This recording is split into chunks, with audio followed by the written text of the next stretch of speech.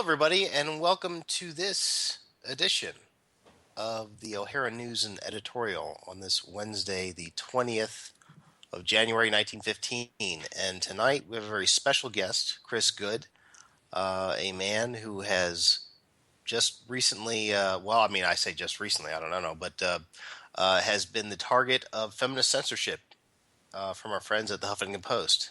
It's He's with 1915. Yeah, so yeah, and we're of course always joined with James as well, and joined by James. I'm sorry, we are here with James as well, and we're going to do some news stories for the first 30 minutes as always, and Chris Good is going to join us with these news stories, and then we're just going to do a music break and go right into business as usual. Chris, how you doing tonight? Very well, thank you very much. Very Great, good. thank you. Chris is always, as anytime we get a caller on the show from someone in the UK, it's always very inconvenient for them because it's very early in the morning for them. It's what time is it there now? Like 3 o'clock or something like that. It's not too bad. It's 2 a.m. Oh, two. Okay, well that's not too bad. But you're going to be with us for the next hour and 45 minutes at least. So, but you said you're all geeked up on caffeine and biscuits, so that's a good thing. Yeah, ready to go. Again, good. Thanks so much for joining us. We're going to go ahead and go into the news, and then we'll get on with you, Chris. And of course, we're going to ask you to comment as well. James, go ahead. You had one news story that you wanted to start with first, right? Yes, I did. This is coming out of the National Post Canada. Sex assault conviction erased. New trial ordered because Alberta judge too sensitive to rape culture. This coming from Joseph Bean, and it's dated January 18th. What he's writing about here is the fact that his sexual assault conviction was erased and a new trial ordered because the judge was deemed too sensitive to rape culture in his courtroom. And the trial was in 2013. The name of the man put on trial was Joshua Michael Schmaltz, and Judge Darwin Greaves, according to this, wrongly entered the fray. And this was decided by the Alberta Court of Appeal. And he advocated for the prosecution, guided the complainant to favorable interpretation of her testimony, stymied the defense lawyer's efforts to probe inconsistencies. And I'm pulling this language directly from the article. According to this, the conduct appeared to have been motivated by the desire to protect the complainant from being questioned about rape myths. So the trial ending with the judge's unfair conviction, and the appeals court ruled on the matter.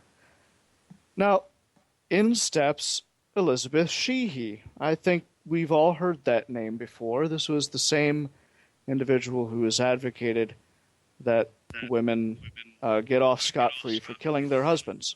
Right. Yep. Yeah. The Vice Dean of Research at the University of Ottawa and an expert on women and the law. And she wants to see the case appealed to the Supreme Court of Canada.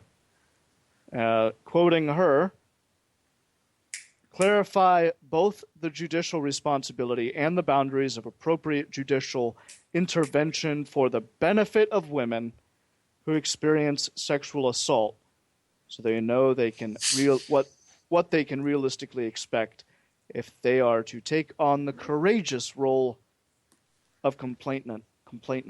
Yeah. So, according to Professor Sheehy, the case ruins women's credibility. Right. Right. So, I mean, let's go over the basic details here. So, like, the appeal was based on, again, the language of rape culture comes up. Mm-hmm. The person that was the plaintiff said that they wanted to question rape culture. Is that correct? No, the prosecution The prosecution wanted to. was essentially being guided by the judge, and the defense was stymied because the judge was vested with the idea of Of rape. there Okay. being a rape culture. I see. Okay? So they're using the idea of rape culture being a tool for the prosecution to actually convict somebody. Essentially, yeah. I mean, we're looking at we're looking at the defendant.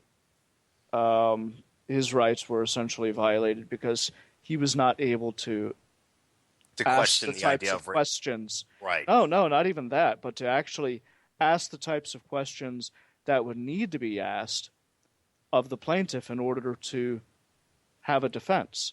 In order the right to face your accuser.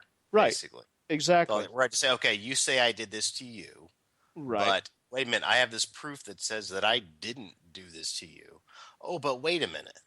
Because of rape culture, Because of rape culture, you can't ask bring that it up. question. Right. You can't bring this up. Exactly. That's pretty much what was going on. Great. Well, that's pretty interesting news. Right. On more than one instance, the judge was said to have interjected to ask leading questions or to suggest the most favorable interpretation. Sure. Right. Okay, before she had a chance to answer she being the plaintiff. He also demonstrated he was not listening to or understanding some of the inconsistencies presented by the defense counsel. Right. Right. Rape culture. Rape culture. Now, we'll see. We'll see whether or not this goes up to the Court of Appeals. Right. Or actually to the Supreme Court, Alberta Supreme Court. We'll see how that works. Well, I mean, we're talking about like here's the thing.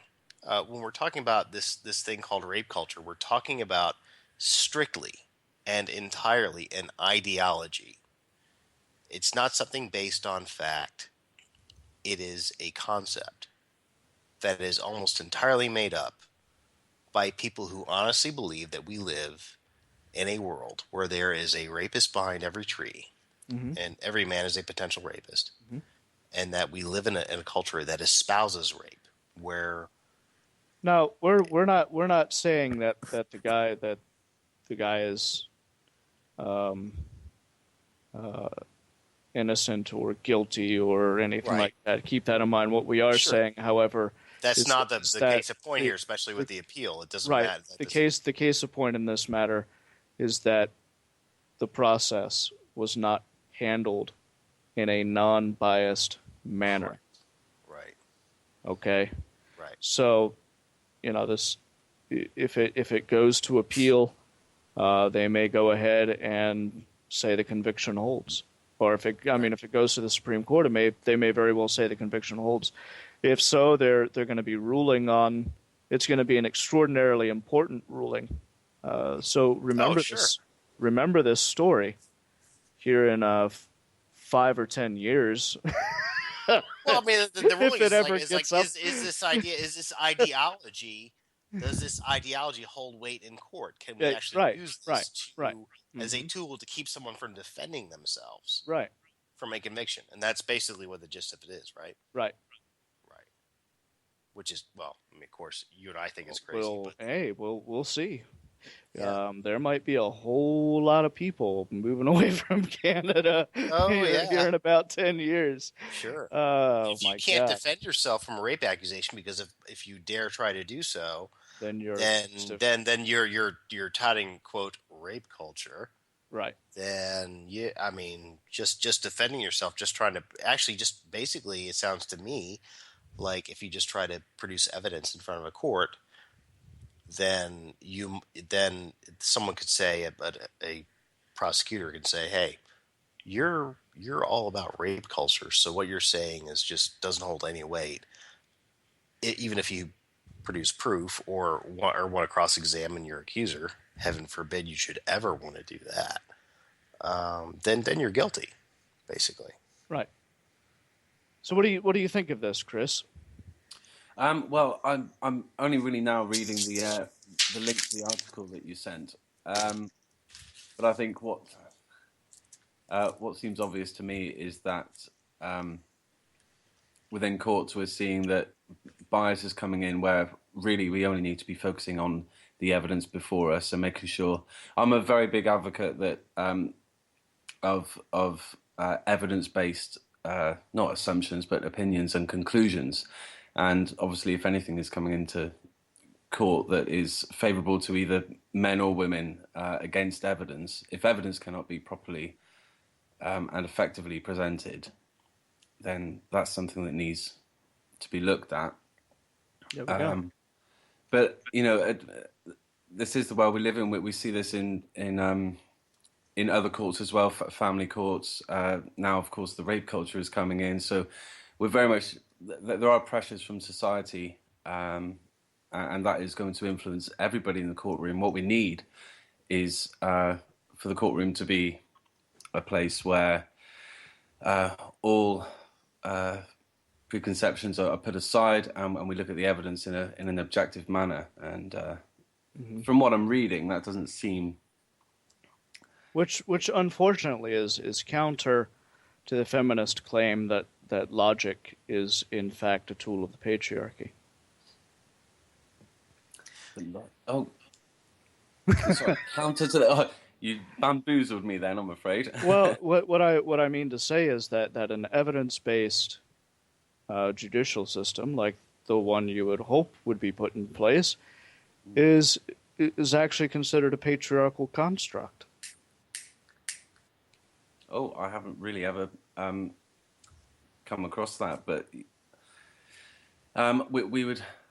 Is there anything? I don't really like any references to the patriarchy. Really, I think there are huge problems looking back. Well, there are people in this country who have actually said, here in the U.S., especially when it comes to accusations of sexual assault in college campuses, where we have this thing called the Dear Colleague letter, where men who are going to college have their due process rights completely taken away. People actually said this whole idea of due process is in actuality a patriarchal concept. It is male privilege. Due process is male privilege when you're a man accused of rape. So if you want the right to face your accuser and bring evidence to the court proving your innocence, well, that's just male privilege. But and that's for real, Chris. We're not joking around. There are people. No, I'm seeing that would be the case. Yeah, it raises a lot of questions, really. Sure, yeah, a lot. Well, important ones. We talk about that a lot here, so we didn't mean to blindside you with questions. We wanted your input. I'm going to go ahead with the next story, James, if that's okay with you. Yeah, go for it. The sperm is property story. Do you want to do that? We'll both do that together. Yeah. Okay. This is from Canadian Lawyers Mag. An interesting story about sperm and whether or not it's property. And this is the article is titled "Sperm is Property: Rules British Columbia Appeal Court." Interesting story. Written by Shannon Carey. I'm assuming that's a woman, might be a man, I don't know. But it came to us on Wednesday, the 14th, which would be last week. The British Columbia Court of Appeal has determined that this is a very short article, so I'm just going to read it in its entirety. But it's a legalese article, so it'll give us some brain picking material here.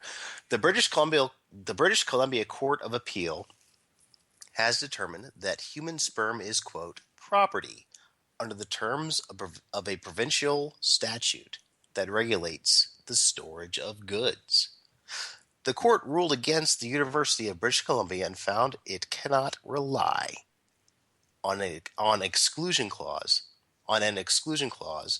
it included in an agreement with a number of sperm donors. The decision, Lamb versus University of British Columbia, is the latest legal chapter in a long-running class action lawsuit against the university alleging negligence and breach of contract over a malfunction at a freezer in its andrology laboratory. About 400 men who had been diagnosed with cancer Oh no, stored their Robert, sperm we're in an starting to lose you, ultra-cold man. freezer operated by the university. Really? Am I still here? Still Yeah, here, you're James? still here. You're still here. Just Hello? I Okay. I'm going to go ahead and keep on going. Where did you lose me? About 400 men who had been diagnosed with cancer. Is that where you lost me? yes. Okay. About 400 men who had been diagnosed with cancer stored their sperm in an ultra cold freezer operated by the university and were required to pay annual fees. In 2002, it was discovered that the freezer had suffered a power interruption, which either damaged or destroyed the stored sperm. The plaintiffs, represented by lawyer Arthur Grant, argued that a provision of the Warehouse Recipient Act applied. The statute does not permit a quote warehouser to insert any term of condition that restricts its obligation to exercise quote care and diligence in regard to the goods. The definition of goods under the statute includes all property other than things in action, money, and land. UBC argued, quote, from a historical and contextual analysis that, the property under the provincial statute could only refer to goods that could be traded commercially since, quote, this is in parentheses, since 2004, there has been a prohibition in Canada on commercial trade of human sperm under the Assisted Human Reproduction Act. Interesting. The majority decision stressed that defining human sperm as property may bring with it, quote, a host of other legal rights and issues, unquote, which need not be decided on the facts in this proceeding. Quote, this case considers whether Mr. Lamb, a cancer patient, has ownership of the sperm he produced, such that he can contract for its storage to enable his personal use of the sperm at a later date, unquote, wrote Bennett on behalf of Justice David Frankel in the majority. Justice Edward Cason wrote a concurring judgment. The Court of Appeal concluded that each of the donors had, quote, ample rights in relation to the ownership of his own specimen. Okay. So basically what happened was these guys they stored their sperm. They were cancer patients. And they put their sperm in this University of British Columbia. And there was a problem with the storage where the sperm were destroyed or damaged or whatever. Otherwise, it's done. So they sued. And it looks like sperm is now being ruled as property, right? Right. Yeah. Well, this is very interesting. Because that means that, and we've seen this before. Here in the U.S. where women have actually gone to sperm banks where their husbands have stored their sperm for whatever reason, and have actually obtained their sperms and gotten themselves pregnant with this sperm. And now they're pregnant. They basically jacked this sperm. They stole it. And now these guys are on the hook, even though they didn't want to become parents. But for this is saying a bunch that of child your support. Yeah, well, this right. is understand this. This should be interesting in things like divorce court. The reason I say that is because, in this case, in British Columbia, now that it is being ruled as property, and there's precedent set, will 50% of the sperm stored now revert to community property? Yeah, exactly. That's just what it comes down to. No, this is a serious question. We laugh, but this is a very serious question here. Yeah. So the question, I mean, the question is whether or not uh, the guy should be removing his deposit from the bank and having it transferred to a hidden account at another sperm bank. I know that sounds silly, but this is, I Yeah, mean, and then we we have really this do need to other kind bank of think of it in this way on a legal basis. Um, this would conceivably be the only way to protect yourself from having half your sperm taken in the case of divorce as community property, and then um, Well, also, and I then mean, used like, is your against you. sperm property like while it's still in your testes or in the vas or in the prostate gland? I mean, this actually legally opens up the case to where, hey, listen, this is my sperm, my property. If someone used it for purposes other than what I wanted them to use it for, then why should I be liable for the outcome? I mean, if you take this question to the extreme, Right, right, right. I it mean, could there's open all up kinds of it could possibly open up the idea for reproductive rights for men, which scares the crap out of a well, great many people. it's going to put the idea on the table, and that is where it needs Of to course. start because we just don't see enough of that being spoken about. Um, for good or ill, changes in the law of this nature are going to bring these questions to the forefront of people's consciousness. That's where it needs to be. It needs to be thought about. So we'll see what happens as a result of this particular ruling and find out whether or not, some inventive divorce lawyers use it in court, find out whether or not some guys out there all of a sudden decide to start not donating into a account that their wife would know about, things of that nature. We'll see. Right. It's an interesting case. The idea that your sperm is your own property is something that really introduces a real. Hmm, it kind of throws some sand. It kind of throws a wrench into the gears of a lot of people's logic when it comes to men's reproductive rights. Well, So and I'm it's a I'm double interested to see edged it's a what double edged sword in some ways, and sure it that's is. primarily where I'm looking at it from. Is I'm looking at both of the edges, so to speak. Okay, so what do you think, Chris? I think again I'm reading through, but uh, I was very shocked to hear about those incidences of men donating their sperm and then it being obtained by their ex partners, I guess. Um, Yeah, this actually happened in a case in Pennsylvania where, well, it wasn't. There was actually. I'm sorry, I didn't mean to interject, but there was a really no, it's good.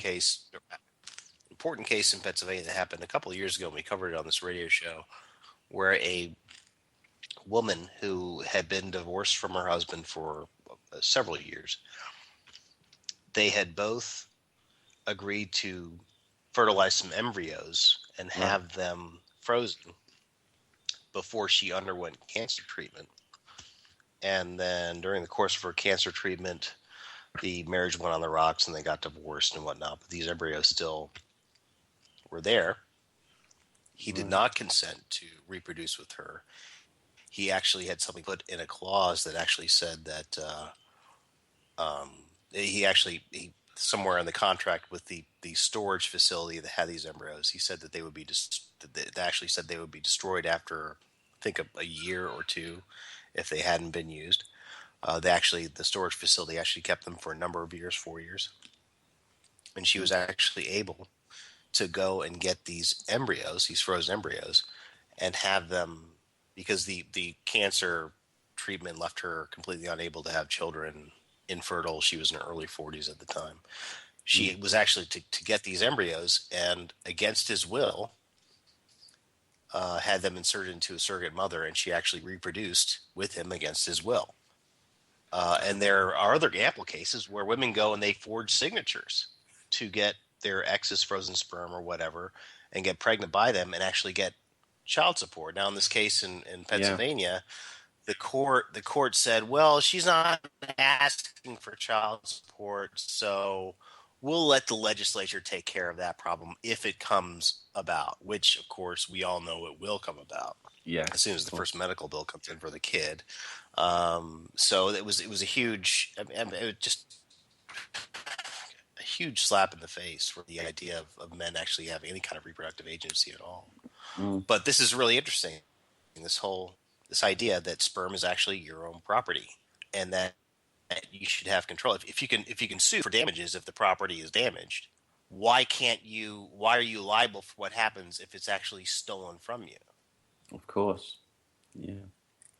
And even if it's stolen from a storage facility, or to take the argument to the extreme, if you have sex with somebody and you don't consent to be a parent, should you be liable for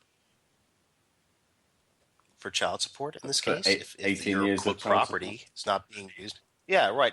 Does it stop becoming your property once it goes out of your penis? Whether it goes into a storage facility or into a woman's body? That's an interesting question. And this court case rises. I think it I don't know. That's my take on this. It brings up some interesting questions that need to be talked about. I'm sorry, I didn't mean to interrupt you, but I would like to hear your opinion on that. No, well, I really come down to, again, I try and just stay quite black and white on these things, but obviously it comes down to what you consent to, what you contract to, and I would be curious to know if there are any instances of men being able to take the embryos, find a surrogate mother, and how that would play out, and it's a huge issue. But as far as I'm concerned, if you are putting your trust in an institution or anything, and stating your aims, then that has to be honored. That's basic respect. But this is not something these guys see. Actually, yeah. They actually paid money to do this in this case. Yeah, they paid an annual fee, didn't they? And yes. Yeah, remarkable. Interesting. All right, folks. We're going to go ahead and take a short break at this time. I'm going to go ahead and take us to a music break, and we will be right back, okay?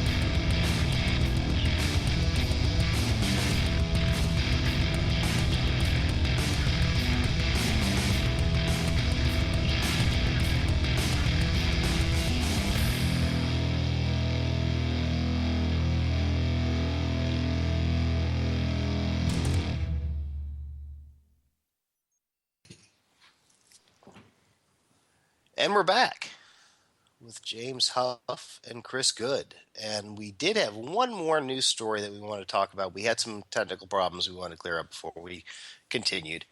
But we did have one more news story we wanted to clear up before we continued with our guest. This story is, again, by one of my most favorite, probably my most favorite columnists in the whole world, who I definitely want to try to get on the show sometime in the next few weeks. I hope she agrees. Ashley Shao from the Washington Examiner. Again, another very short story from her, entitled "Utah State Representative Wants to Remove Proof from Consent Law." Utah State Representative Angela Romero has introduced a bill that would remove from law the requirement that accusers prove they did not consent to sexual activities.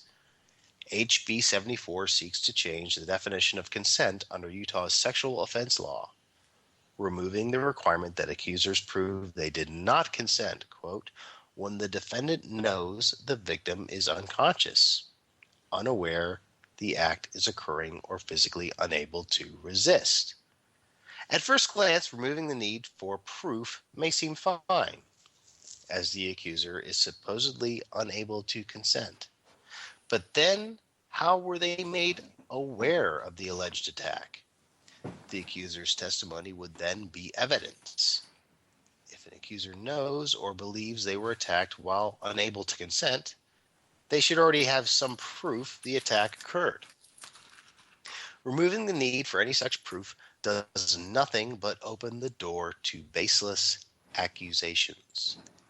If the reason for changing the law is to shift the burden of proof to the accused, this turns the legal system upside down, forcing people to prove their innocence in court. Remember, not everyone accused of a crime is a criminal.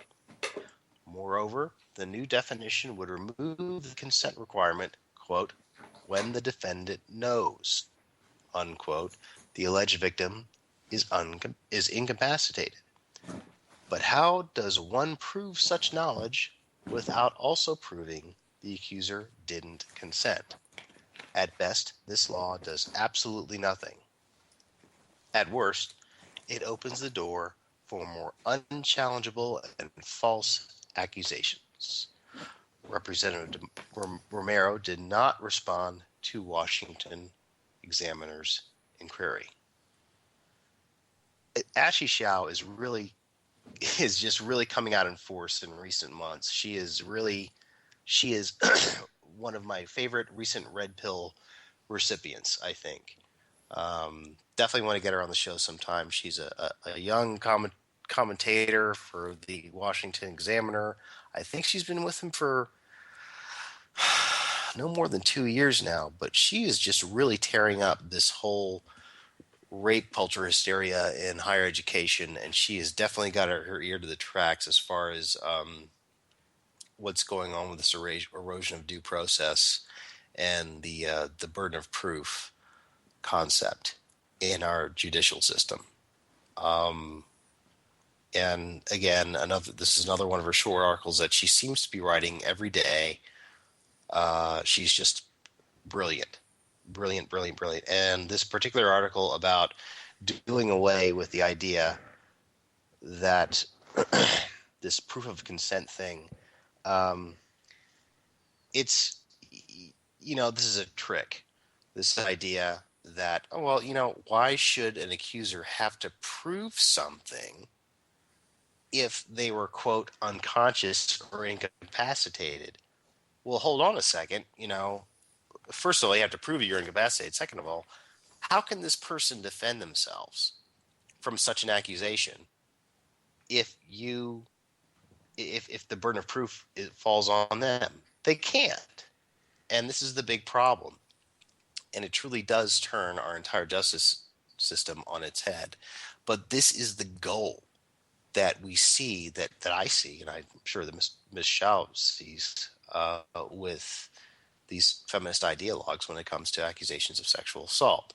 Do away with due process, reverse the onus of the burden of proof from the alleged victim to the accused, which is completely backwards, and make it to where basically an accusation is proof of guilt. And this is such an incredibly dangerous thing. And we think the thing is, when it comes to accusations of sexual assault, people seem to be all on the bandwagon about it. At least superficially they do. Until recently, I would certainly hope. I've seen many more people like Michelle questioning this. But people think that this is going to just stop with sexual assault cases. It's not going to. Due process is a line in the sand when it comes to the power of the state and the individual. Once you start eroding that, it's all over. They can make a case out of anything. It's not going to stop with sexual assault. It's not going to stop with anything. It's going to basically mean that any kind of accusation that not just one individual brings up against another, but any accusation that the state may bring up against any individual, when you reverse the onus, when you reverse the burden of proof from the accuser to the accused, you have completely eroded the boundary of the power of the state over the individual. And that's what due process is all about. And when I see things like this, that's what I think about. I don't think about. It doesn't stop with sexual assault allegations with me. It goes on to a great many other things. It's a statist strategy, I think. But you know, it's so convenient for this whole thing to start with accusations of sexual assault, because who doesn't want to see a rapist go to jail? It's so easy to get people all worked up in hysterics over a rape accusation. Easy enough to kill them in the street. Absolutely, I was about to say any, lynching. I mean, without any kind of right, with no with trial, no trial, at all. right? Yeah, and I think I believe that you can call me a tinfoil hat conspiracy theorist, but I believe that there are many people who are using this feature of human nature in a cynical way to erode the power of the individual over the state. That's my take on this. Gentlemen, give me yours. I don't think I can add much more to that. Well, yeah, I'll refrain from commenting more, but I would certainly like to read more into this. It's interesting, and it suddenly looks like it's taking a particular direction, which should get some attention, really. Yeah. Well, without a doubt, and even even with the whole sexual grievance industry, and it is an industry, it's a multinational, multi-billion-dollar industry, where you have advocacy agencies collecting millions of dollars just from taxpayers alone. That in and of itself is enough to kick this whole erosion of due process off the curb. But it's scary. It opens up the possibility for so much more. And you can never underestimate the powers that be, and their, again, you can call me a tinfoil hat wearing conspiracy theorist all you want, but history is proof that once you start eroding due process, totalitarian states not far behind. It's just the way it is. That's my take on this. Right, because if it can apply to something as simple as rape, it can apply to other things as well. I mean, this is right, and really. Well, we already have domestic violence. It'll end up applying to everybody. Domestic violence and it'll end up applying to everybody across the board eventually. Who's ever been accused of any crime, and it's not just when one individual accuses another individual. It will apply to when the state accuses you of doing something wrong. Tax evasion. Right. Prove you didn't pay your taxes, or else you go to jail. Wait a minute, I didn't. I lost my W-2 form. I moved. even if you did pay your taxes, well, guess what? You still go to jail, and you got to pay up until you get out. I don't think that's all that absurd to think that it's going to move to that. So It's already happening with child support. yeah, basically, yeah. Oh, prove this isn't your kid. Wait a minute, you can't get a paternity test. No,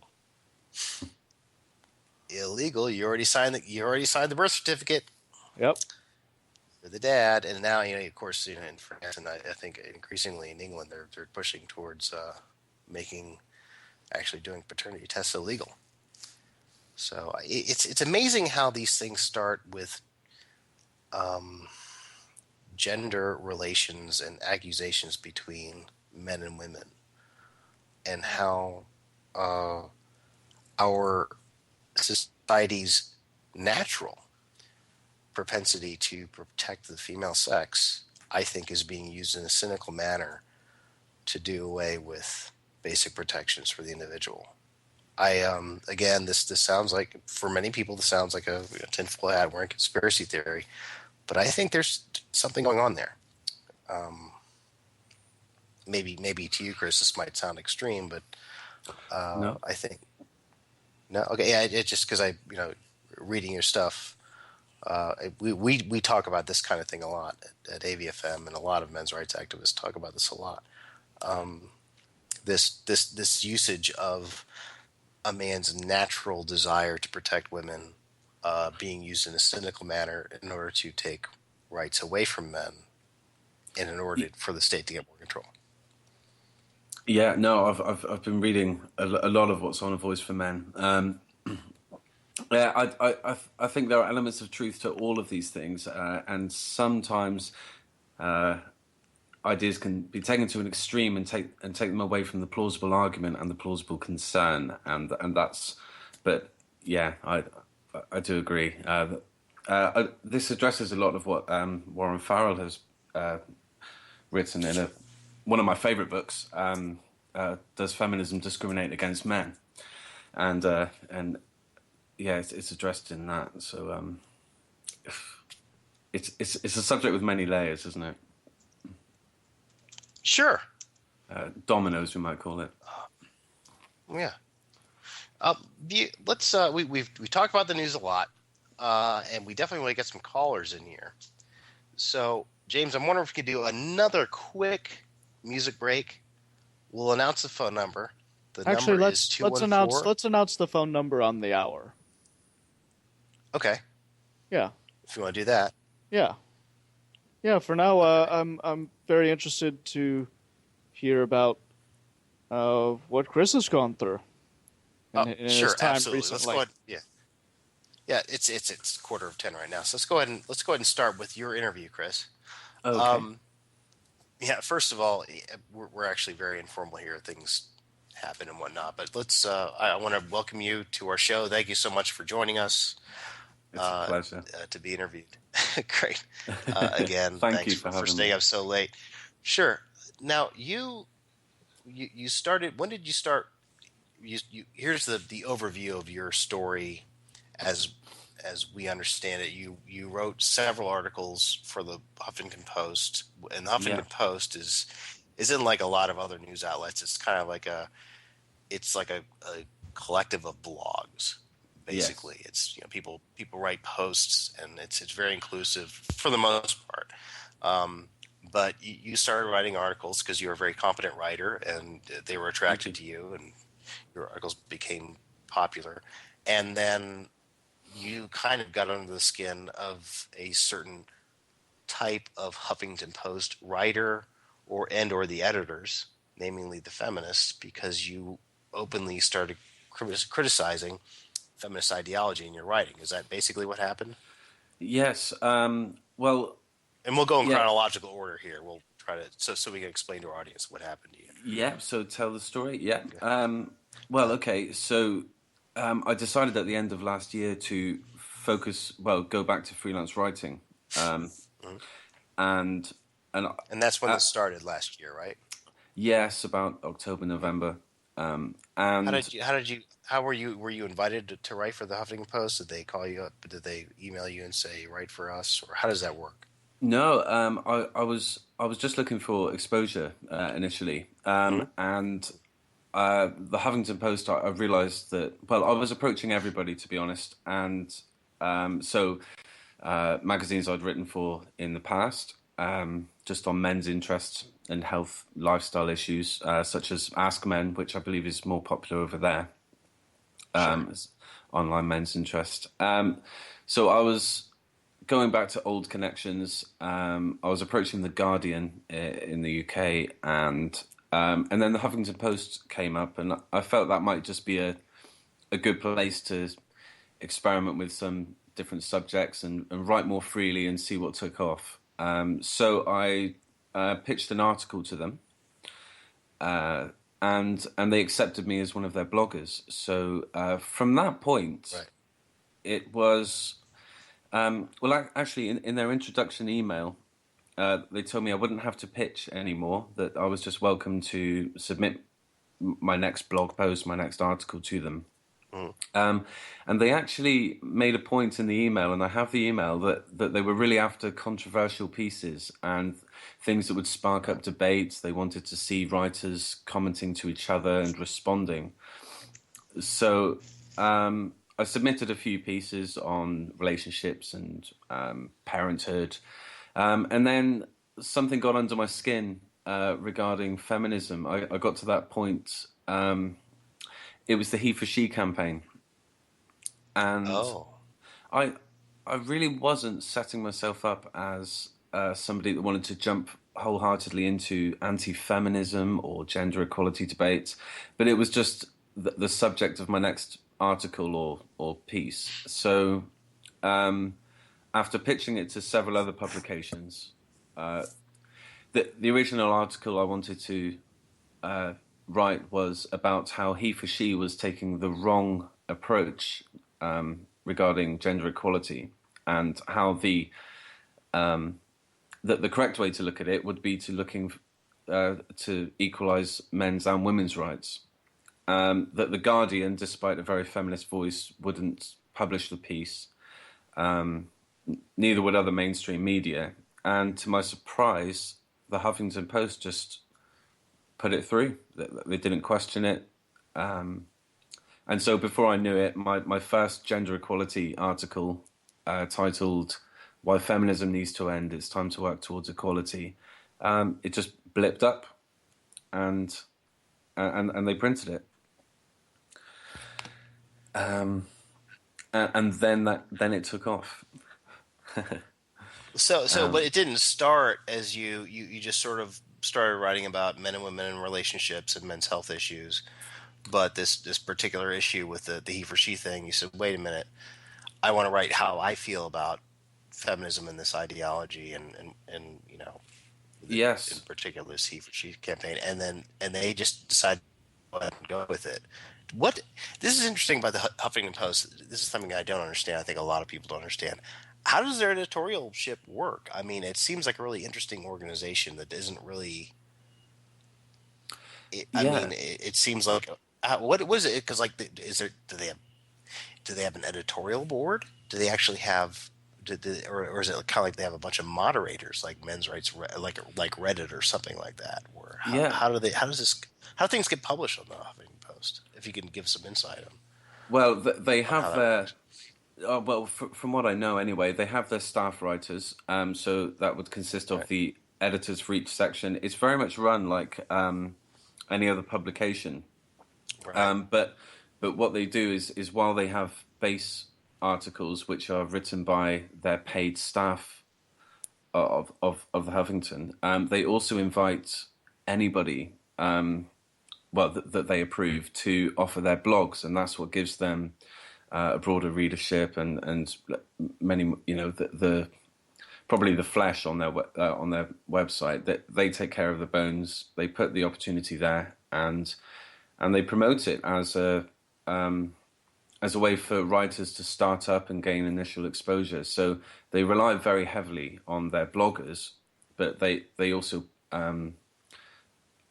within their various sections have their own staff writers. So I guess it's quite similar to The Guardian, which is very much the same. Actually, they invite lots of bloggers and other more casual writers, but they have their staff approving what's brought in. Right. It just seems like a bit looser than a lot of other publications, whether they be online or in print or both. I mean, when people Yeah, talk about the Huffington Post, they think it's like a collection of bloggers. it is for the But most they part. do have Yeah. right. But they do have a structure. They do like have an editorial structure where people decide what gets published and what does not. But your articles became targeted. Um, Along with the first one being the one that you just mentioned. How did this play out? Did someone say something to you, or was it just taken down all of a sudden, or what? well, How did the censorship? Because you basically ultimately all these things were taken down. And how many articles did you write that were critical of feminism? And how did things start? And how did they play out? And how did they end? I'll just go ahead and let you okay. you you describe that. Okay, yeah, sure. Of everything that I posted on Huffington, the feminist article, that first one, really took off, and I was introduced to Dean Esme commented on the article and contacted me on Twitter, and So it took off. It got a lot of readers. First of all, it took off. It became popular. That's how it all started, right? yeah, Was that and the comment thread also was heavily populated by right? men's rights activists, people just commenting that it was a refreshing perspective that they hadn't considered. So we're talking there about the people that hadn't really considered that men and women can face oppression in the way that feminism is creating new gender roles, new acceptable gender roles in our society, which is what that first article addressed. That women are praised for going out and working, and men are patted on the head for staying at home, and it's redefining the shape of our society. And a point that I made in that article was that one of the first points I made in the article was the media censorship, how I couldn't get it published anywhere, despite there being a permitted feminist voice in most publications. So it was a surprise to myself and many of the readers and commenters that the Huffington allowed it to happen. But what was also quite great was that feminists were expressing anger and disapproval on Twitter and in the comment threads. But I was doing my best to have conversations with them one-on-one and just try to dialogue and converse with them on the issue. And that was going really quite well. And so what ended up happening was that as a result of my conversations with mainly the feminists, their first objection was you'll be very aware of this argument that I had misunderstood the idea of feminism, and that feminism is Right. actually the fight for equality. And so this being the most common accusation and objection to that article, that I decided that is what I should address in the second article, which is the plainly stated title: "Why Feminism is Not the Fight for Equality." So in that, I was trying to create a bit of a discussion and a continued conversation, and respond to the feminist objection to the articles. So that conversation continued to my third article, in which I tackled a more specific subject, which was domestic abuse and violence, and how men are not the only perpetrators, but are actually more often than not the victims,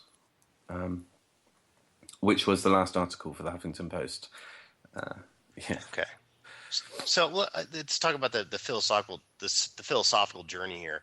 You've originally started writing not thinking that you were going to be an ideological warrior. You just started writing things about gender relations, and then you wrote this piece about the He for She campaign, Yes. and then the reaction that it became popular, and became popular, and then in response to this popularity in the comment section and people talking about it, and your conversation with feminists, you decided at that point to write another article saying, wait a minute, these people are ideologues. This Mm. is not how we should talk about, this is not how we should approach gender equality, because these people are, did you at some point, did you come to the conclusion that feminists were not about gender equality, Oh or yes, this ideology was? Okay, yes. when did that happen? Well, it happened before I wrote the first article, but obviously encountering, obviously watching Emma Watson's speech for the UN, I realized there was a significant bias, and the way that I first really encountered feminism was what was it? I dated a couple of feminists, and needless to say, I didn't get second dates because I couldn't help but argue my disapproval with them. Go figure. Yes. So I mean, but for the second article, I really had this question over me that feminists believe that, or some feminists anyway, believe that, no, sorry, they all do, that feminism is the fight for equality, and yet any fight for equality needs to address the needs of both genders. It's quite plain to see that feminism only concerns itself with the needs of women and the prejudice that women face. Now, I am the first, well, I'm not the first person to say, but I very eagerly say that, of course, women still face areas of prejudice, that there are ways that men can, or well, anyone can be sexist toward women. But that doesn't take away from the fact that men can be the victims of sexism. And so if we look at the idea of what a fight for equality would look like, as I say at the end of my first article, the title would not imply that one gender should fight only for the rights of the other, and nor would its title claim. Well, if we look at he for she, we see that the entire placement of the words in that title are saying that men should fight for women, and the subtext of that is that women are victimized and men should start to do something about that. And of course, when you see situations like family courts and men being estranged from their children, which then opens up the whole subject of parent alienation, which is very closely following divorce and full custody by the mother. This is something that, if it was reversed, feminism would tackle this. Same with domestic violence. If it were true that, say, that the latest statistic that's chucked around the UK at least is that 60% of women, the ratios in terms of who are the victims of domestic violence are 60% women and 40% men. Now, let us just assume that that was flipped and that it was 60% men which were being dealt with and 40% women. We can imagine the feminist uproar that 40% of women are not listened to. So what is the fight for equality? Right. It has to acknowledge all prejudice and all sexism, which is clearly not happening. If we feminism, if you Google feminism and look at the first few sites, they are all concerned with women's issues. If you have a look at their video, they're on about empowering women, they're on about the victimization of women. And if we're comparing something like catcalling, which gains so much attention from feminism, surely that fight for equality should also be raising the issue of men being beaten or divorce courts favouring the mother for custody. That is what the fight for equality would look like, and that is not how we can view feminism in any sense. So you wrote, you actually you crossed the line. I would think, when you actually wrote an article about domestic violence and your own experience with intimate partner abuse. this Yeah. is something that we of course here in the men's rights movement, that's heresy when you question the feminist narrative about that. And it seems to me that you came across this, that you were you expect, was this the point when you really saw the backlash when you actually wrote about your experiences of intimate partner abuse? Well, I mean, obviously you were engaging in heated arguments with feminists before this, but Yeah. when you actually start talking about your own experiences with domestic abuse, is this when you really saw the real opposition, when it was like, you absolutely must not talk about this? Was that your experience? Um, to a degree, I think Okay. what's quite significant is that I guess the question I'm asking, I'm sorry, I didn't mean to stop you, but the question I'm yeah. asking is, like, we've seen so oftentimes that it is the issue of domestic violence that is the one issue that feminists defend so staunchly as Mm, being the one that they feel they must oh, have dominance over the entire narrative. mm. Did you experience this when you wrote about your experiences with domestic violence? Yeah. Well, with the previous things I was raising, they're all trying to define feminism or equality. That these are Right. high up in the sky, aren't they? And Hmm. so when we're speaking about a specified issue such as domestic violence, yes, I think that is when the hypocrisy of the feminists that were objecting became much more evident. So, for example, yes, I was told that. Just imagine this being said to a woman. I was yeah, I was hit with the fact of how many women are killed through domestic violence. I was told that I Right. myself should have left the relationship. I was told that I should have been Right. strong enough for it not to be an issue. And so all of these things, that they are victim blaming, and Yeah, the hypocrisy came out, in other y- words. yeah, and I think I think that's when you can look at a movement and really question what are the principles by which these people are trying to live, and what principles are guiding what they're saying. Because if if if any of us, which I know all of, I know the three of us would say that if we see anybody in a position where they cannot fight back, where they are powerless to fight back, and yet they are being assaulted in any way, then that is wrong. That's what we would call crime, and that needs to be addressed. It is quite shocking then that feminists who would say don't blame the victim would come to me and say, you had all the power you need, you should have left, it should have been within your control, you are not a victim.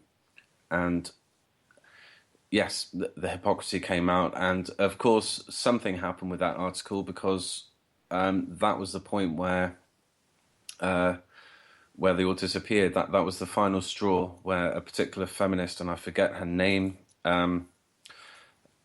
contacted Huffington, it would appear, and she said on Twitter that they'll all be gone by the end of the day, and that was the case. Dean Esme's articles were pulled at the same time. When was this? This was, well, I think end of November. Okay. So in the end of November, and then it was, they actually announced this. They said, "Okay, you've crossed the line. You've committed the great heresy. You questioned our narrative of domestic violence. So all of your stuff is getting taken off. Even Oh, though we may have agreed with you at some points, everything that you've ever written on Huffington Post is getting taken off. And by the way, Dean Esme's stuff is getting taken off too." And well, this was the and it was this person a staffer at the Huffington Post, or? no. See, the real shocking thing here is that I wasn't informed that my articles were being taken Of down. course not. Of course not. Yes. I was speaking with Dean on Dean Esme on Facebook, and for some reason I mentioned what his next article might be. I think it was, and he informed me that he wasn't writing for them anymore, and he told me that they were taken down. And then, just out of curiosity, I went on to my own to see what the case was, and yes, no load up or anything. All of my articles have been removed as well, and apparently this was due to some sort of outrage on Twitter, which I didn't get to see. But what I understand is that, yeah, we were all removed at the same time, which is very shocking. I emailed Huffington and asked them what the deal was. They never responded to two emails, and I know a few other people that have emailed them to question why that was the case, and there's just been nothing back, which is a real shame because one, you would have to question that if the Huffington Post, their welcoming email is inviting controversy and debate and interesting subjects, why is this, which is fact-based and based on real statistics, why is this not welcome on their pages? It doesn't bode well, does it? Really? Sure, and this is really well, this is a big deal. I mean, we're talking about blatant censorship here, where Yes. you have people presenting rational arguments that are evidence based, that they were invited to present, and then when it doesn't, obviously there was a narrative that it did not fit Mm, into, and people objected to it, and they said, okay, we're just not going to put this up here on the Huffington Post, even though we invited these mm, people to come talk about this. They didn't exactly. agree with us in the end, so all their stuff is going to go. And Yeah. you never, the thing that baffles me every single time, and I'm being conversational here instead of being inquisitive. The thing that baffles me every single time is that there's this pattern where you don't, if you're the one questioning this or talking or having a counter argument, you're left in the dark as to what's happening to your material, whether or not Mm, it's still on the site or not. No one tells you that they're taking the stuff off. There's this huge accusation and argument going on behind your back that you're not made aware of, and yes. before you know it, all your stuff is gone, and your name is mud, and you're just kind of left out in the lurch. Yeah. And you were kind of an up and comer because you had these articles that people talked about, but because Mm, they were talked about and you presented these arguments that were provocative and that people actually wanted to discuss, that made you a target. And yeah. but still, we don't know what. And you said this yourself. Were these people were they editors? Were they actual executives? Were they who are the people actually making these decisions to make these things happen? We don't know, do we? Do you know? No. Yeah. I've had no communication with them since, and that's not for Right. I've tried. But it does seem really odd because after the first article, there was such a great response, and more than any feminist objection on the comment threads were what was celebration and praise for Huffington Post for being one of the few, sort of, if you call it mainstream, or Right. easily accessible media outlets to actually offer this voice and this side of the argument. They only received praise. They only received from the majority. They received extremely high page views and shares, and so it could only have been good for them in that sense. And so why is it that after apparently what must have been a threatening or ultimatum email came from whichever feminist this was that objected to it and said she had the power to stop this. Why is it that happened? It's not that they didn't even sort of say carry on blogging for us, Chris, but please leave that subject alone. They wiped it from existence. They Right. completely erased it. As if you never existed. Just Yes. Yeah. bam. Must be erased. Yeah. And more than that, I feel for the people that took time to comment on the article and invested in that. Articles, and invested in those, gave their own stories, engaged in debate. For the most part, it was quite a civil conversation. And why is it that in the media we are subject to so much outrageous feminist accusations? I really hate the argument, the "as we know" argument, which I want to write about soon. That that it's feminist articles will pass off so many comments as fact. So as we know, the well, for example, so I walked into the office wearing high heels, which, as we know, are a tool of the patriarchy to sexually objectify women. Now, this "as we know" comment is passed off as fact that requires no more evidence or information, and it becomes somehow a cultural belief or idea that's out there that women start quoting in the office. And I think that's so damaging. And where is the responsibility of our media to allow a counter voice? It should be there. Let's before we get. I do hope that callers are considering calling in. But before we get to callers, as long as we were talking about the the issue of domestic violence, that this was the turning point where you, quote, jumped the shark, so to speak. That's an old show business term we use here in the U.S. With the feminists. If you don't mind talking about your experiences with domestic violence here, you're certainly free to do so, and it's certainly something worth talking about if you're comfortable talking about it, of course. And I don't want to.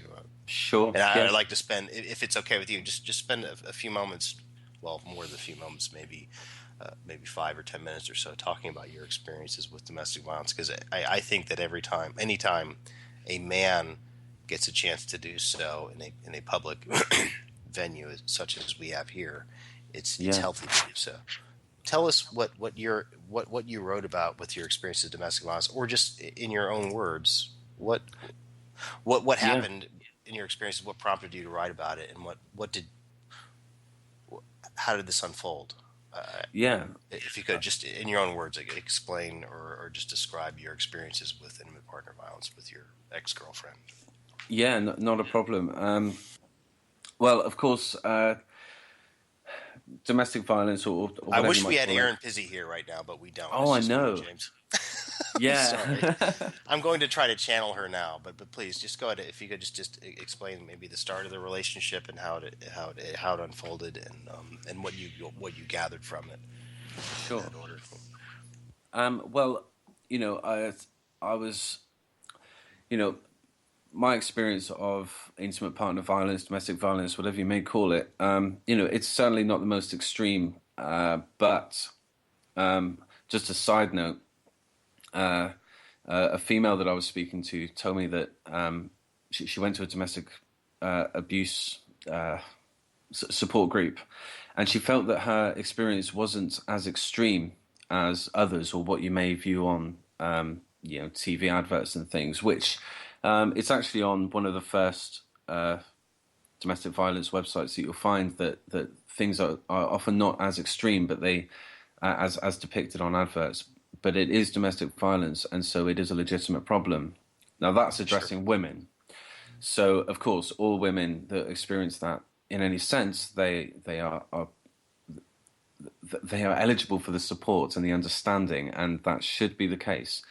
So regarding my experience of domestic violence, I will say that there were no moments for myself, but I know of other men that have experienced really extreme examples of it, where I was cowering in the corner and believing I couldn't defend myself. In fact, one of the biggest things about female to male domestic violence, I believe, is the fact that as powerful as we may be physically, we are not powerful in that sense to fight back, and that is exactly what we are cowering from.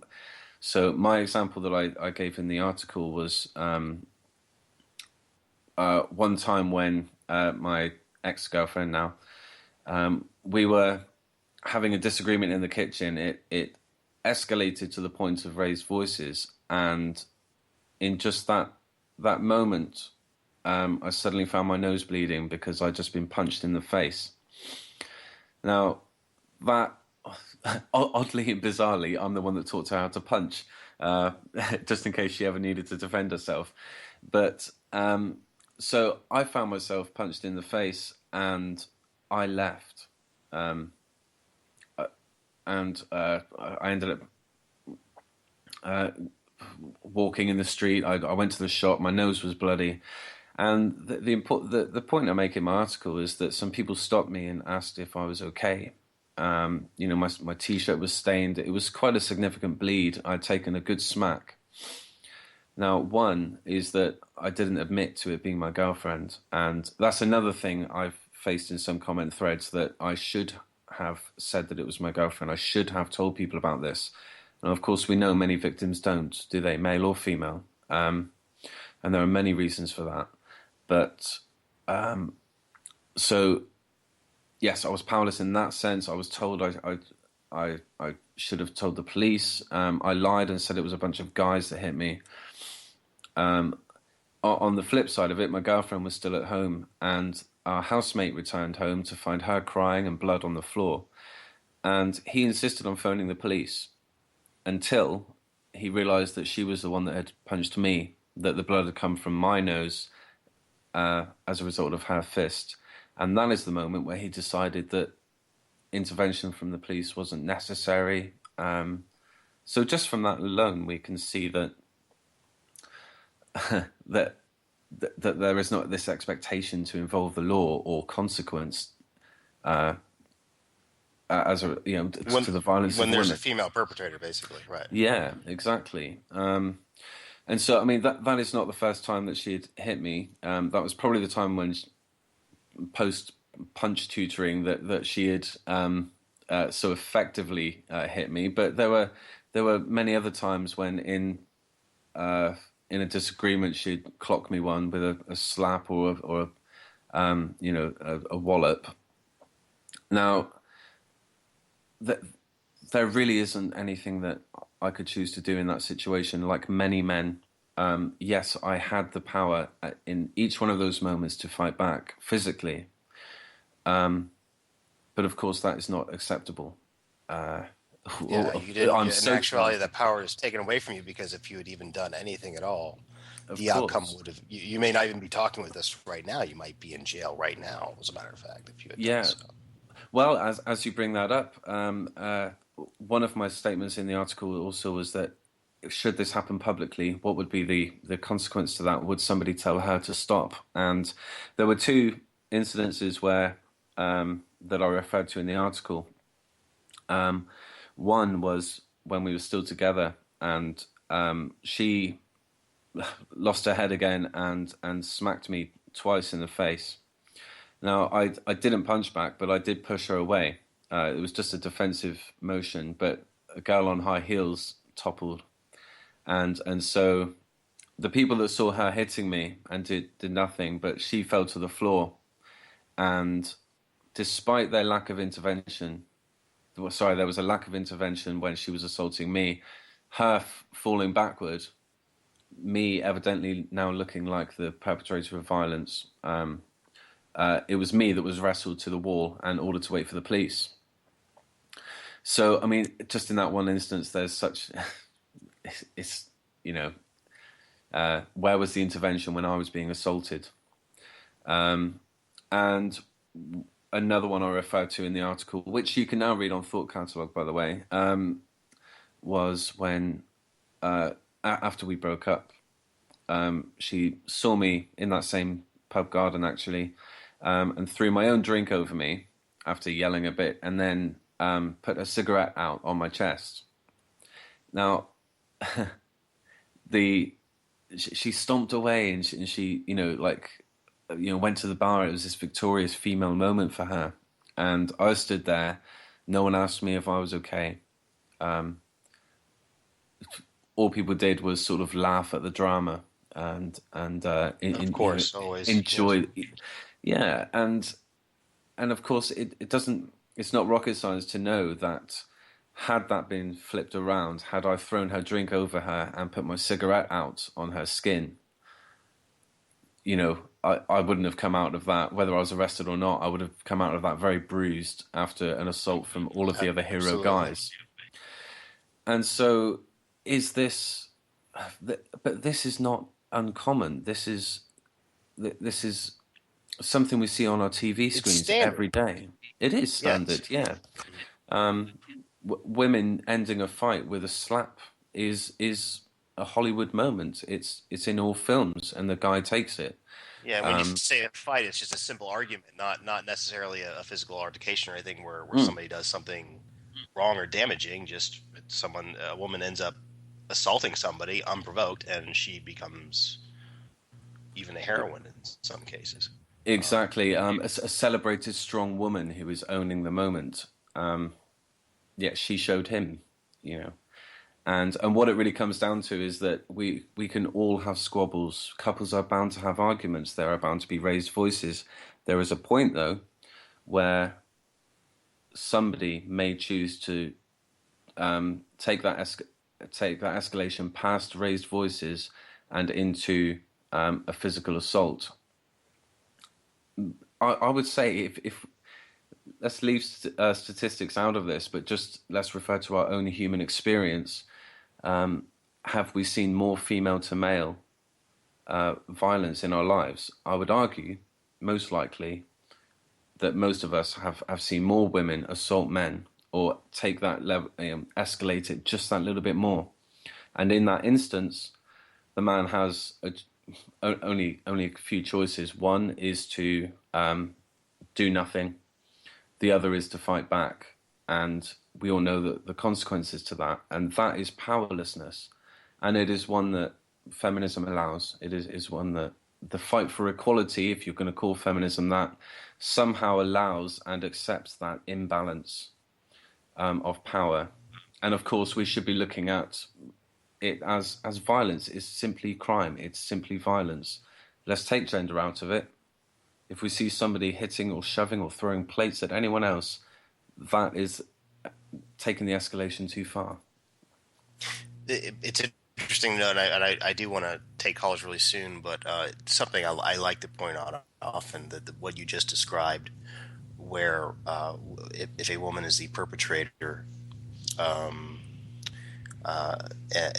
course the male victim is never taken seriously, and whenever the male's perpetrator, the male victim, is held to the highest degree of accountability. That's something that did not start with feminism. That is something that is ancient in actuality, and it's one of those things that men are conditioned to kind of fall into. And again, I like to use the word cynicism, that this is one of these features of humanity that's used in a cynical way by feminists to do tremendous harm. But it's something that I think that can't be pointed out enough. That so many of these problems are simply things that have been around for long before feminism. That feminism is just using in a cynical way to do a lot of damage.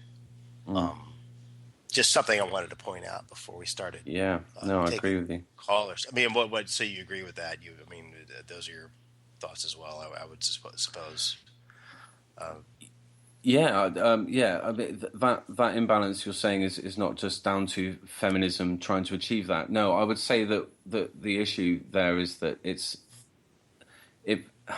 feminism is apparently the fight for equality, then where is it addressing this issue? It's allowing it to continue where it has fought so many other situations of sexism and prejudice. Let's try to get some callers here. Everybody, the phone number is 214-272-0408. Again, that's 214-272-0408. Let's do a real quick music break and see if we can get some callers in here.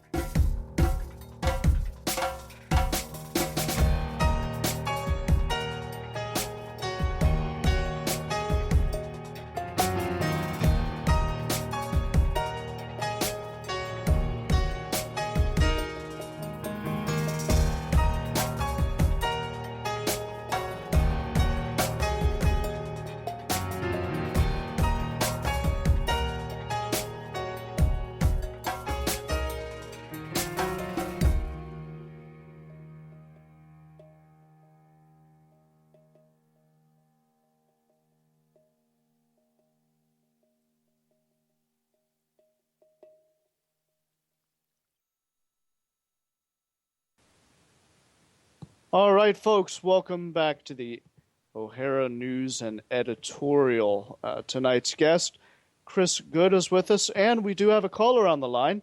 Fatherless, welcome to the show.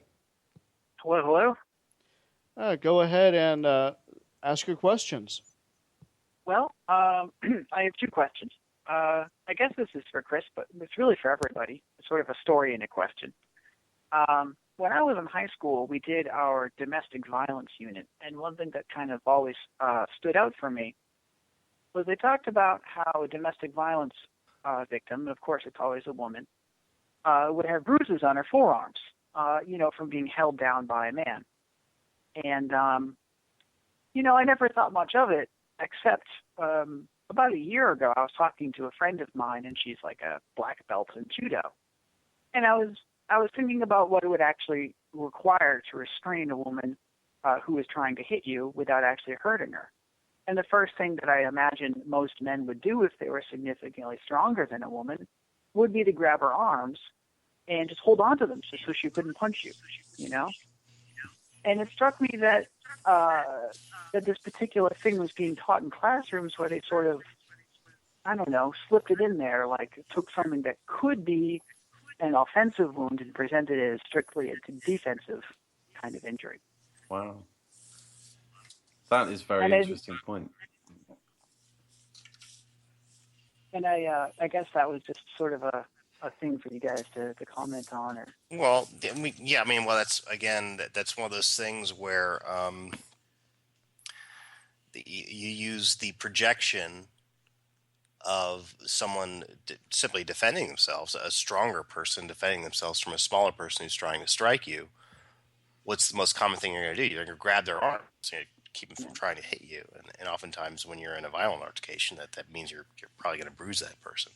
What they do is this is defending yourself as violence in that case. And it's we hear when you're talking about domestic violence, quote, education,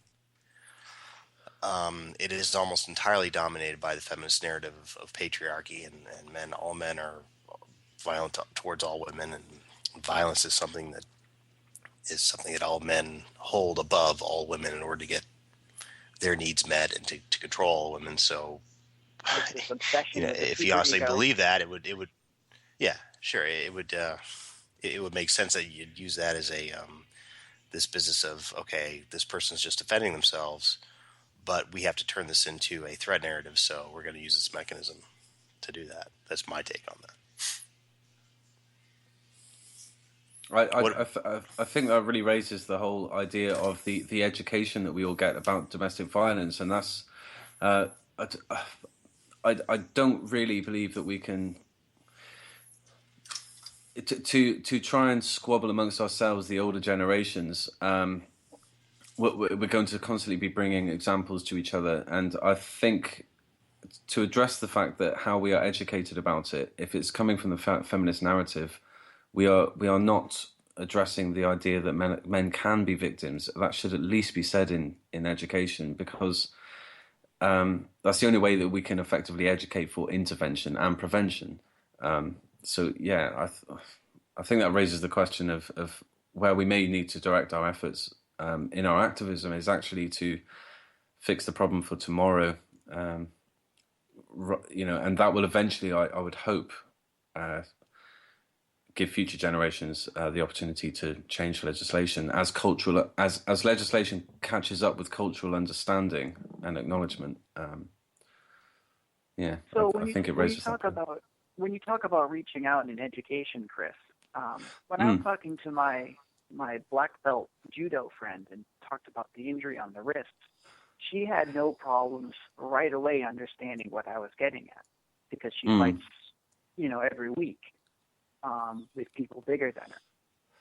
Yes. And I found that a lot of the times, particularly with the issue of violence, women have a much easier time understanding that women can be violent than men can. And I was wondering what your experience was reaching out to people on Huffington Post, where it was kind of a new crowd to a lot of these issues. What do you mean in the understanding between whether women would acknowledge that women can be violent.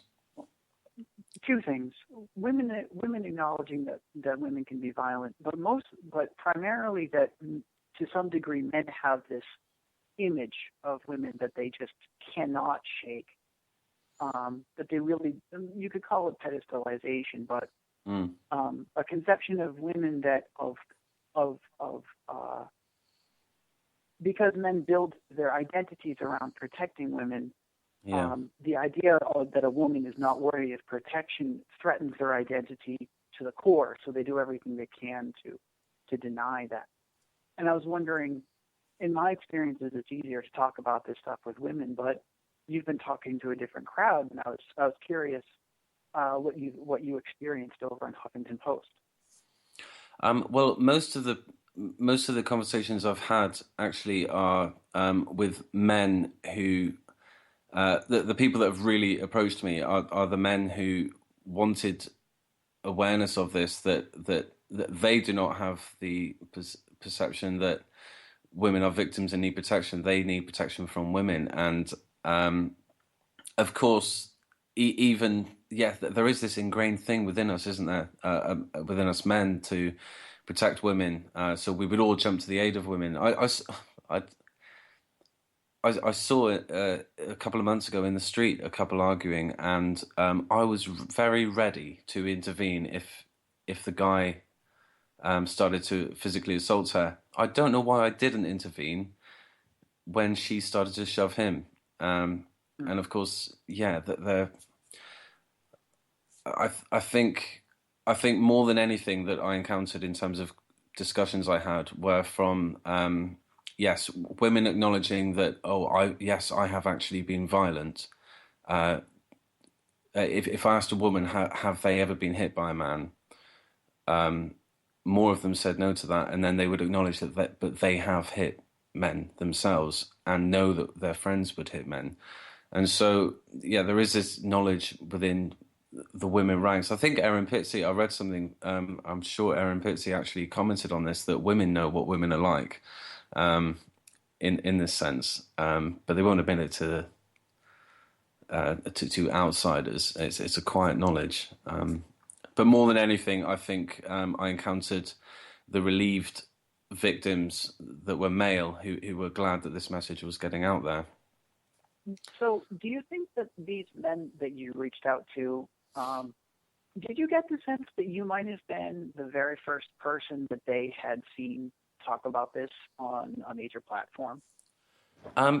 Definitely on a major platform, yes. In terms of a personal account, the thing about my article was that I was giving a personal account. There are a few, if you dig around enough. I was reading one from April 2013 on the Telegraph website in the UK, and that had some interesting statistics and personal accounts of men, but they are very difficult to find. If you Google domestic violence, you will only find the victimization of women represented, and I think it's as you mentioned, that the picture that greets you is one of the cowering woman or the crying woman sitting on the bed, and so yes, men were very relieved to. Men celebrated, and many women also, that that flip side of the domestic violence issue was represented. Yeah. Now, did you get the sense that these are people who were, because I imagine kind of two crowds of men who might come to the Huffington Post to talk about these sorts of things. There might be men who have been through certain experiences and are really glad to have an outlet in a more major publication to talk about these things. Yeah. And then there's also guys like me who are just sort of like your, I don't know, bread and butter MRAs who are there to, sort of lend support, maybe to a particular perspective, and also maybe to provide, rhetorical support when feminists come in to,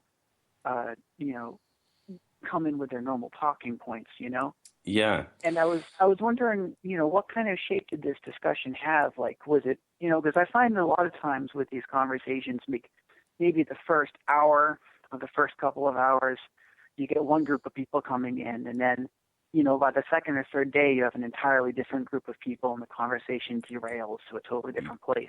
Yes. What was your right. sense of how that conversation went, and what kinds of people showed up and when? Well, of course, I would be curious to. I really wish I could reread all of the comment threads that greeted the Huffington Post crowd brought, but it was full of MRAs that were very willing to reference statistics and provide the rhetoric and the support of the issue. There were the feminists who claimed that who would rather deflect the issue back to women rather than acknowledge that there was a very real problem for men. The thing that I was most moved by was the outcry of victims of finally we're being heard, finally this is being represented. Because if we are all going to reference our experience and know that we have all seen women assault men, well, then all of those men are out there and they're needing to be heard. So that I was very moved by personal messages I got that were just thanking me for saying what I said. Although and everything I've said is not. It's all very. There are decades of statistics and commentary on those statistics. They're just not seen. So yes, there was a celebration of. Many men chose to then tell their stories and say, I can relate to this. I too was assaulted, and nobody did anything when they saw it happen. Nobody asked if I was okay. So what you referenced with regard to domestic violence education was if we see bruises on a woman's wrists, then that's a sign that she might be the victim of abuse. Now, many men out there are probably really hoping, just like I was, that somebody else would intervene if they are powerless to do so, if they're powerless to take action against their loved one. And so, yes, there was there was a sigh of relief breathed through these comment threads. So much so that on my blog, on my All for Equality blog, I put a section on there where men can tell their stories, and just it can be anonymous, and anonymous stories are welcome. But just to write in, just to give them a space to share their experiences, and not only does that hopefully help them because they feel they've communicated that out into the world, and I will push that as much as I can, but also because it's important that it's there in a space that everybody can access, and we have men testifying to how they have been victimized and how they have been powerless. And that, of course, is something which, as a man, I will acknowledge is difficult for men to do. We hold back on doing that, don't we? So the space is there, and I would hope people use it, because the more people put their comments there, the more we can see some quite disturbing accounts of domestic violence against men. Do I have time for one more question? I'm fine with anything. Yes, to the go boys. ahead. Okay. I guess my question then is in regards to when the articles got purged and the conversation got shut down. I've seen articles before where, maybe every once in a while a feminist writer will throw men a bone, and you'll get that a lot of commenters coming in and saying, breathing that sigh of relief. Yes, us too. This happens to us too. And I find that when feminists allow those discussions to continue, it's because they're able to do those deflections. It's always, well, now you know how we feel. It's their way of control. It's their way of continuing to control the narrative. It's a way of backpedaling as well as just maintaining control of the narrative. That's my take on it. And I wanted to ask Chris, Do you think that this was shut down because there were so many men coming to breathe a sigh of relief, or it was shut down because there were men coming, or men and women coming to counter the various feminist deflections that were inevitably cropping up?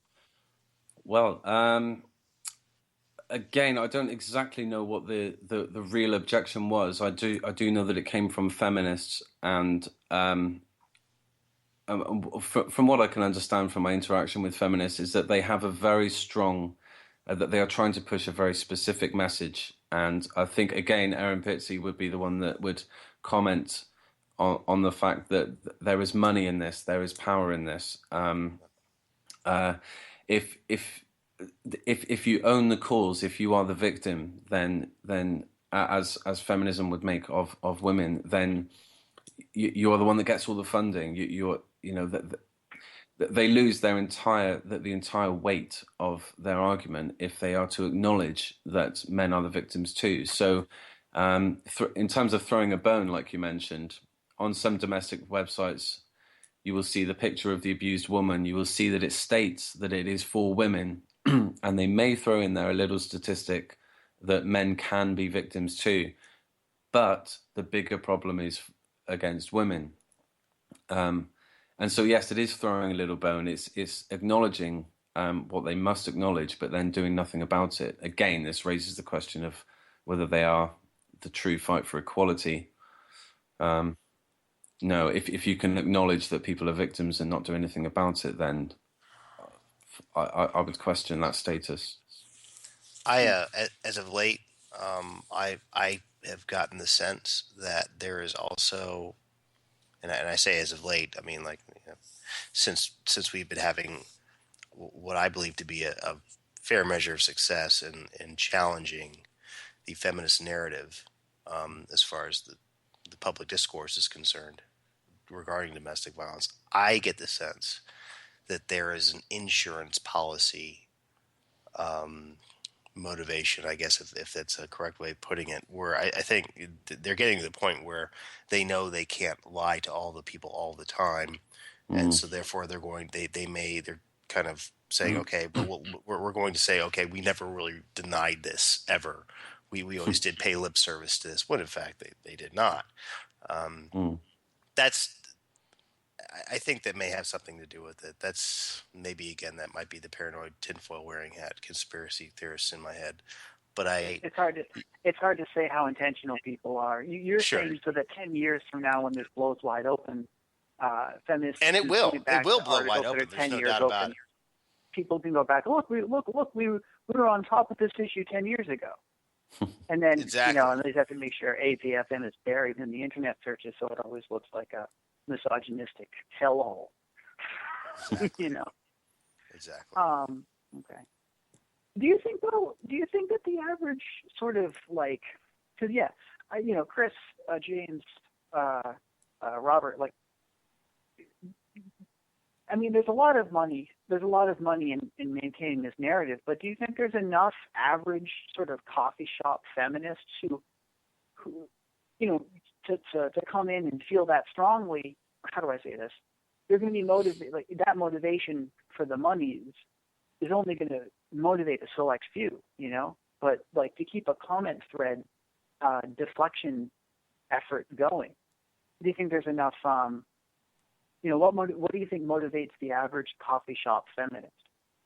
I think I have an answer to that, but Chris, if you want to go ahead, please go ahead, please. I've not heard the term coffee shop feminist. I would have to have you tell me. Well, do you mean everyday feminist living her life, adopting like feminist values? A college sophomore who thinks feminism is just about equality. Oh, they care about men, blah blah blah, but women do have it a little worse, blah blah blah. That kind of a person who's never heard of Mary Daly, who's never read Andrea Dworkin, that kind of a person. So, what would be her motivation to maintain this narrative? I think that really comes down to the fact that most people go into a cause or into a belief system based on their own personal experience and something that they can relate to.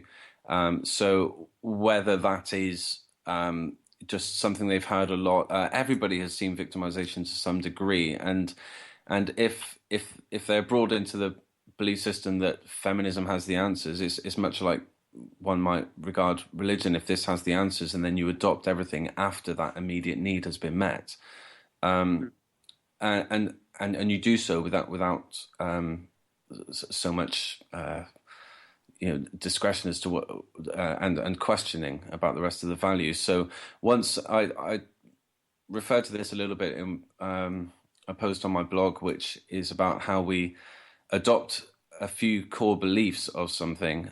We believe feminism might be the answer, for example, and then once you say I am a feminist, you adopt everything else that comes with that, and it's part of your identity. And so I think to some degree, you would call it's a cult mentality. I do refer to feminism as a religion, and I think there's a particular mental process that occurs there. Feminism is the answer to one particular need, perhaps, and then it goes from there, that they start to become more active in their opinions, and then they start vlogging, and it all goes from there and escalates. But I kind of think that the first thing that came to mind when you when you brought that question up was the term third wave feminism. I think that for the longest time I thought that third wave feminism was just kind of just no more than a rebranding of second wave feminism. Kind of like a new approach to it. But what I've seen with people the likes of Anita Sarkeesian and the whole anti-Gamergate crowd and other people, Amanda Marcotte. There's a whole army of them, really. There's you noted the term coffee shop feminist. There seems to be where it goes beyond just an ideology to the point where it's not, where the ideology doesn't matter. There is a conditioning, a training agenda which says, okay, this is how we maintain the narrative, and it's okay to do this with lies and feeding people misinformation.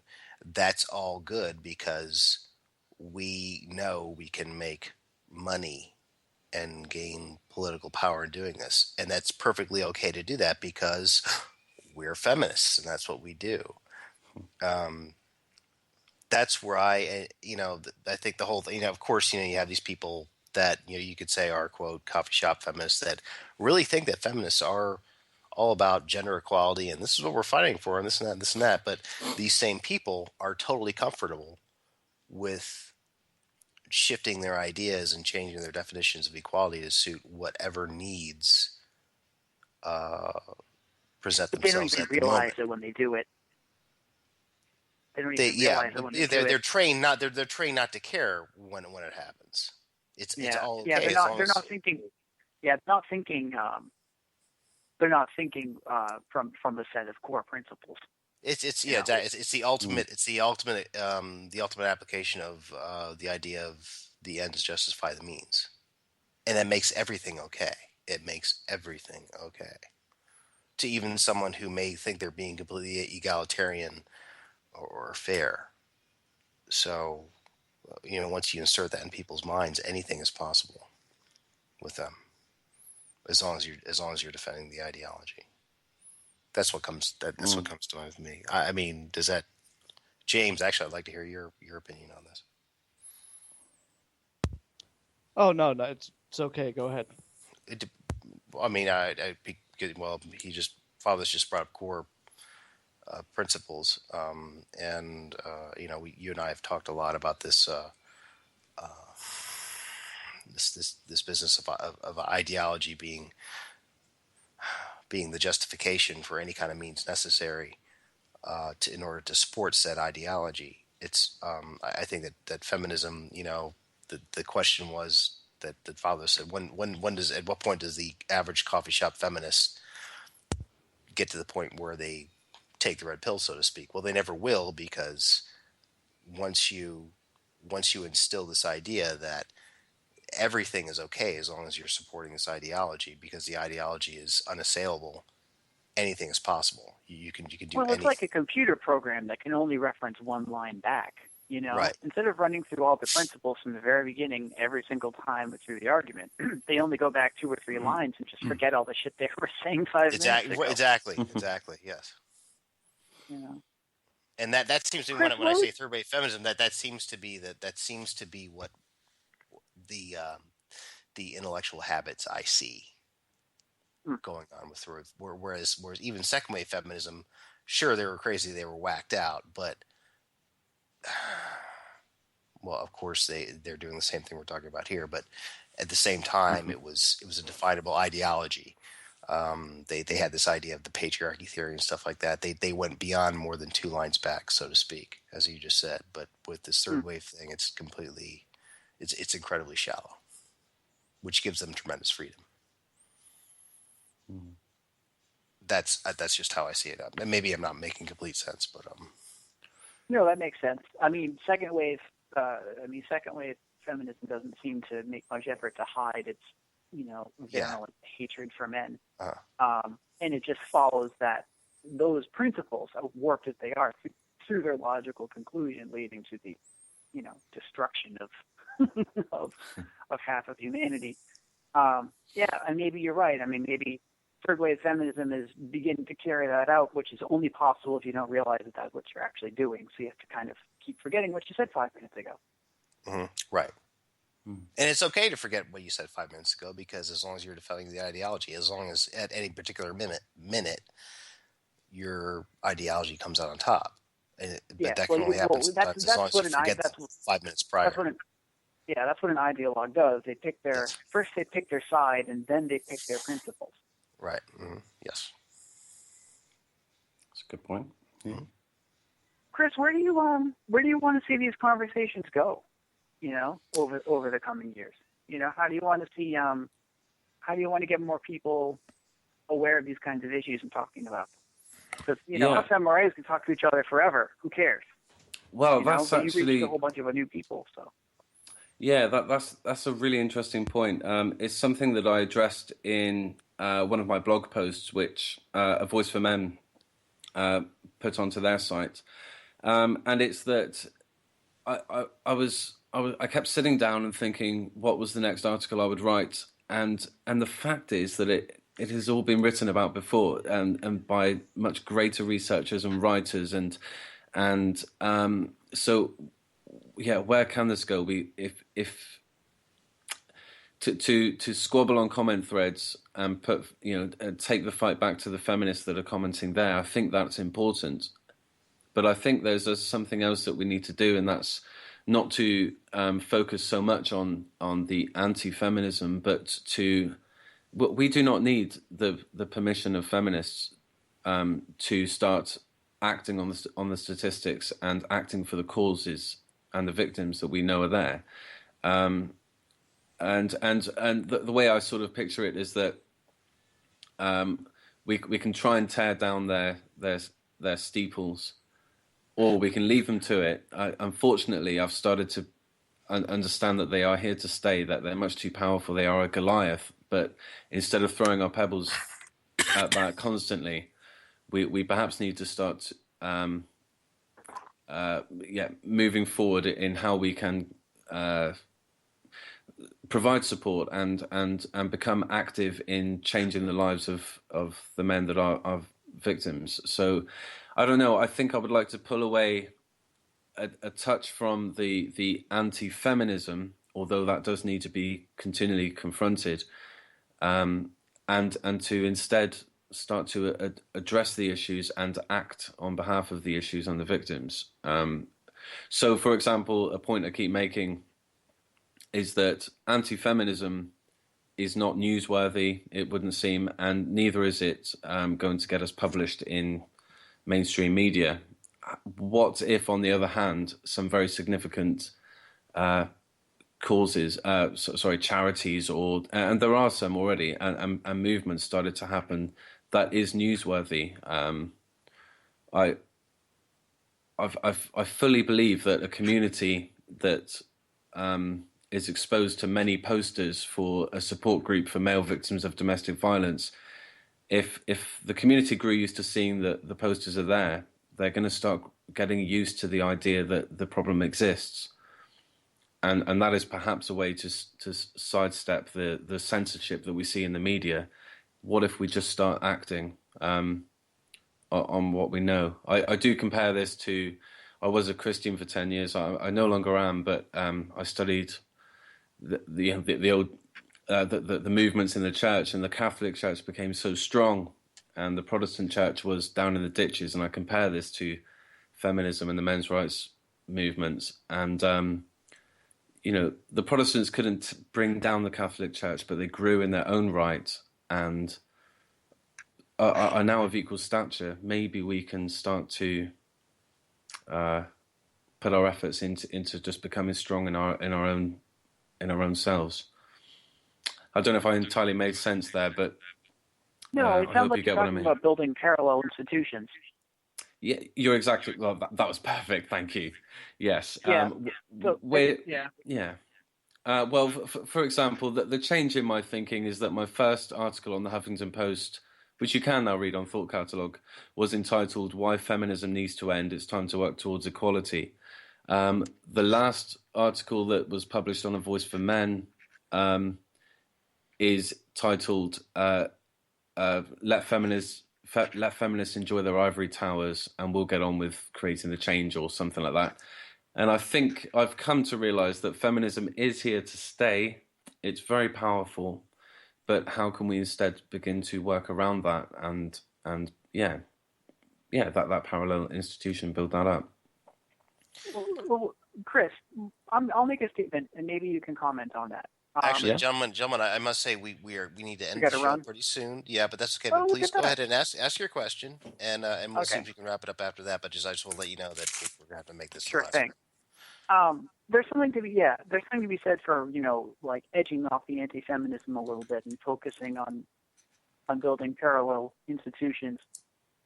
But two functions of anti-feminism that I think are very helpful are, one, recruitment, because you can pull a lot of potential MRAs or whatever, pro-male people who are very disaffected from feminist literature but keep going to it because they think it's the only people talking about gender issues. Yes. And two, maybe the more important part of anti-feminism theory as you go forward with parallel institutions is to build a shell, to build a rhetorical shell so that those institutions can't be co-opted 10, 20 years from now. I hope I'm not misunderstood. I think that the opposition to feminism needs to continue. I think that is very, very necessary because yes, it provides that immediate alternative viewpoint and it shows that there is something to challenge it. My point is that we cannot direct all of our efforts there. But I do agree with you. On my last article for Thought Catalog, I acknowledge the point that we need to continue the anti-feminist stance, but I just don't want to be 30 years older and see ourselves very much where we are now. I would like to somehow gain the strength that I can see in the men's rights movement and support these very struggling charities. For example, I can't remember what it's called now, but the men's rights domestic violence charity that for example in the UK. Just keep writing stories about that, helping them create newsworthy events, and eventually I think we'll see a cultural change. We may be the unsung heroes in 40 years, but I think we can make change. It won't be by seeing the ivory tower of feminists burn down or anything. But I do agree with your point. Okay, gentlemen, I'm going to have to call it now. Fatherless, thanks so much for calling in. You called in before, you're a great caller. I wish we had more callers. That's okay. That we do have a limited amount of time. We did cover an awful lot of ground in the past 2 hours. Chris, thank you so much for calling in. I hope maybe sometime to have you as a guest again at some point in the future. You're a great guest, and you have a lot of very interesting things to say. Thank you for having me. Absolutely. James, it's been a wonderful show tonight. Do we have any final advice for our listeners? Absolutely. Take the red pill.